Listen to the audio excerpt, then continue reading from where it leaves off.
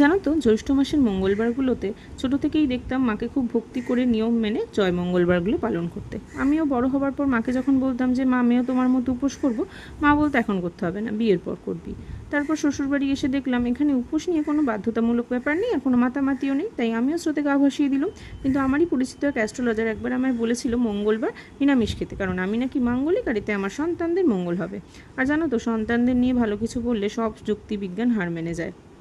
তাই আজ মঙ্গলবার রাতের ডিনারে বানিয়ে নিলাম নো অনিয়ন গার্লিক ঝটপট একটা পানির রেসিপি।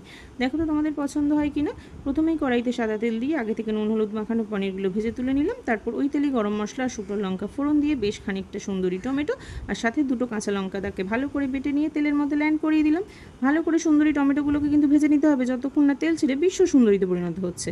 এরপর 6 থেকে 7টা কাজু বাদাম বাটা, 1 চা চামচ করে হলুদ, ধনে, কাশ্মীরি লঙ্কার গুঁড়ো আর পরিমাণ মতো নুন চিনি দিয়ে ভালো করে কষিয়ে আগে থেকে ভেজে রাখা পনির আর বেশ কিছুটা জল দিয়ে ভালো করে ফুটিয়ে নামিয়ে নিলাম। আর সাথে দিয়ে দিলাম একটু ঘি।